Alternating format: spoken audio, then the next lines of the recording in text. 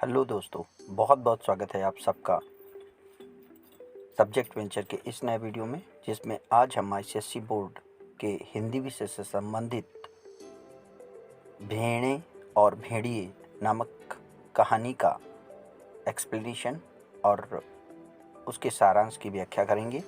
आप सभी से निवेदन है, जो भी नए लोग हैं चैनल को सब्सक्राइब करके रखें ताकि आने वाले वीडियो का लिंक आप तक जल्दी पहुंच सके। हमारा प्रयास रहेगा कि हम आईसीएसई बोर्ड के सेमेस्टर सेकेंड से संबंधित विभिन्न विषयों की अध्ययन सामग्री आप तक इस चैनल के माध्यम से पहुंचा सकें।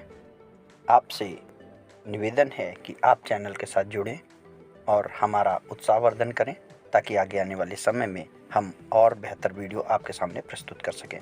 तो चलिए शुरू करते हैं भेड़ें और भेड़िए कहानी का घटनाक्रम और प्रकरण।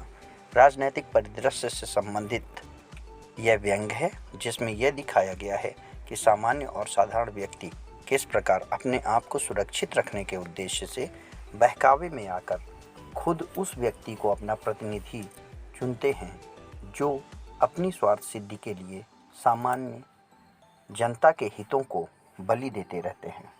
यानी दोनों के हितों में विपरीत हित हैं। प्रजातंत्र के नाम पर स्वार्थी ढोंगी चालाक राजनेता सीधी सादी जनता का किस प्रकार शोषण करते हैं, ये इस कहानी में दिखाया गया है। कहानी कुछ इस तरह है कि कहानी में जंगल के जानवरों के बारे में बताया गया है कि उन्हें एक अच्छी शासन व्यवस्था लागू करने की आवश्यकता महसूस होती है, जिससे यह तय होता है कि वन प्रदेश में प्रजातंत्र की स्थापना हो। अब प्रजातंत्र की स्थापना मतलब सभी लोग समान हो जाएंगे, क्योंकि इसके पहले जंगल में शक्ति ही सत्य का सिद्धांत चलता है। हम जानते हैं जंगल राज का मतलब जहाँ पर कोई न्याय व्यवस्था नहीं है, जिसमें हर जानवर अपनी शक्ति का प्रयोग अपने हित को पूरा करने में करता है। यही जंगल में नैसर्गिक न्याय का सिद्धांत है। पशु समाज में इस बात को सुनकर के हर्ष की लहर दौड़ जाती है। सभी लोग खुश हो जाते हैं। वन प्रदेश में भेड़ों की संख्या 90% से अधिक थी और भेड़ियों की संख्या 10% थी। उन्होंने यह सोचा कि अब हमारा भय दूर हो जाएगा। हम अपने प्रतिनिधियों से कानून बनवाएंगे कि कोई भी जीवधारी किसी को ना सताए। उधर भेड़ियों ने सोचा कि उन पर संकट आने वाला है, क्योंकि भेड़ों की संख्या अधिक होने के कारण पंचायत में उन्हीं का बहुमत होगा, और यदि कानून बना दिया गया कि कोई पशु किसी को ना मारे तो हम क्या खाएंगे, हमें भी घास चरना पड़ेगा। इस तरीके से भेड़िए परेशान हो गए। एक दिन एक बूढ़े सियार याद रखिएगा, वो भेड़िए की गुलामी या चापलूसी करता है। भेड़िए को उदास देखकर इसका कारण पूछा। भेड़िए ने वन प्रदेश में होने वाले चुनाव की बात सुनाई। सियार ने कहा कि आप फिर सर्कस में भर्ती हो जाइए। तो भेड़िया बोला, वहाँ भी शेर और रीछों को लिया जाता है, हमें कोई नहीं पूछता। इस तरीके से ये दिखाया गया है कि वो व्यक्ति जनप्रतिनिधि बन जाता है जो किसी काम का नहीं होता। सियार बोला, तो आप अजायब घर में चले जाइए, यानी आप चिड़ियाघर में चले जाइए, जंगल छोड़ दीजिए, चूँकि जंगल में अब आपका अस्तित्व तो नहीं रहेगा।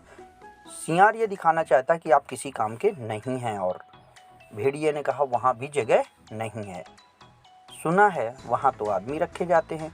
तो बूढ़े सियार ने इस पर कुछ सोच करके कहा कि अगर पंचायत में भेड़िया जाति का बहुमत हो जाए, मीन्स भेड़िया जाति के प्रतिनिधि बनाए दिए जाएं, तो कैसा रहेगा। यह सुनकर भेड़िया चिढ़ गया, क्योंकि वन प्रदेश में भेड़िया जाति कुल 10% थी, यानी किसी भी स्तर पर भेड़िए का बहुमत नहीं हो सकता था।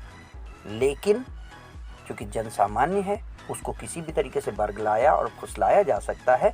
इसी बात का फ़ायदा उठा करके सियार भेड़िया जाति के सदस्यों को भेड़ों से चुनवाने की बात करता है।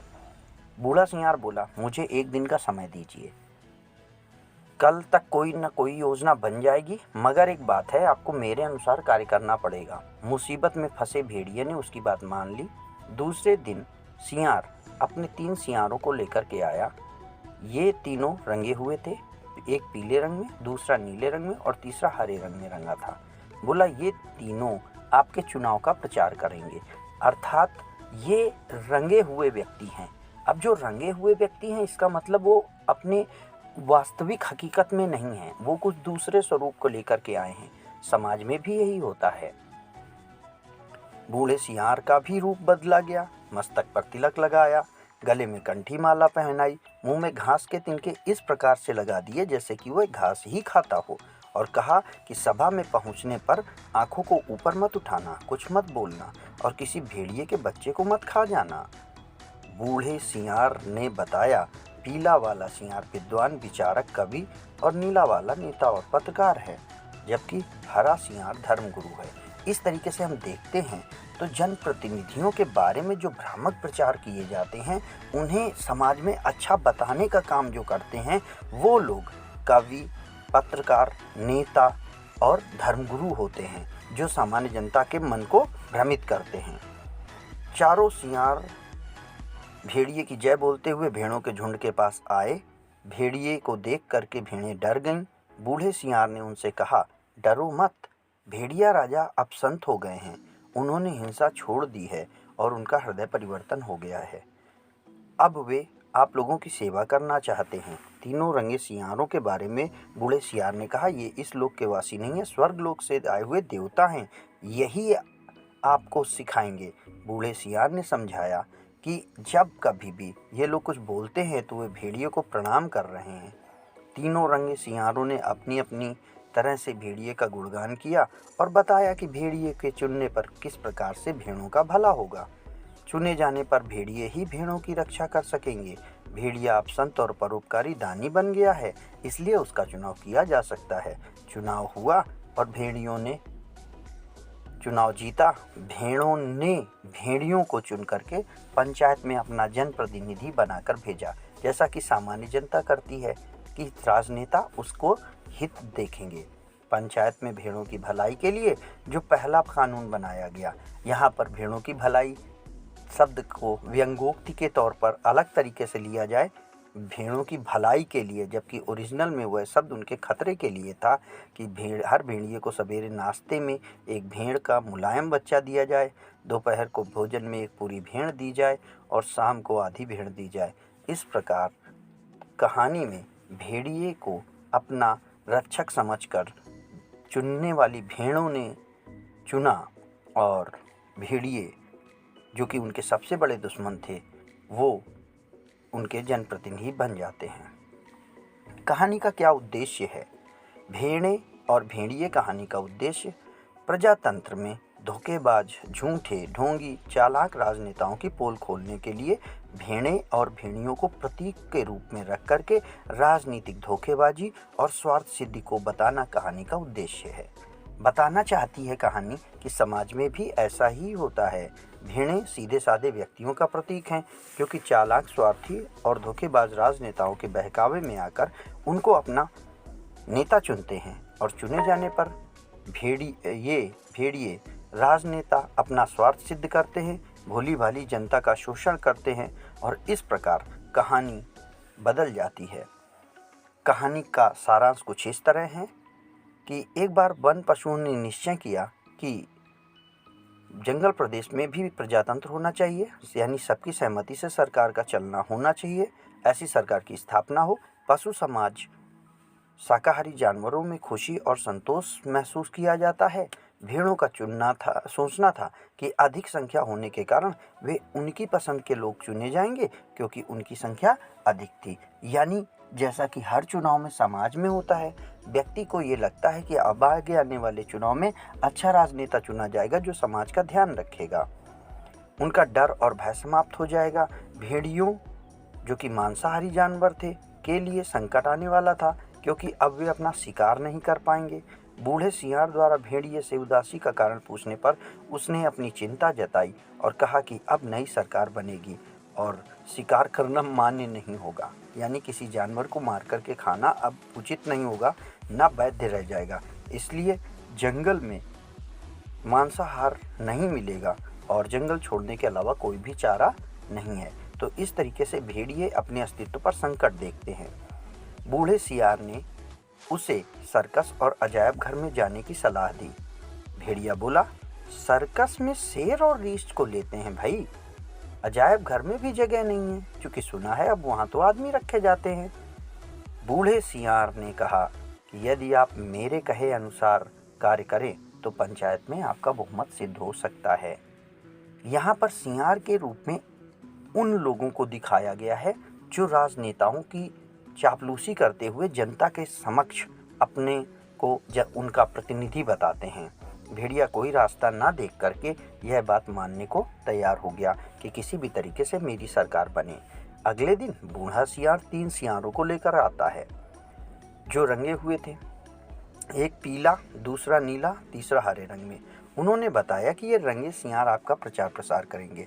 यहाँ पे रंगे सियार का मतलब वो चारित्रिक आदमी हैं जो समाज में अपने चरित्र को दूसरे के जैसा दिखाते हैं।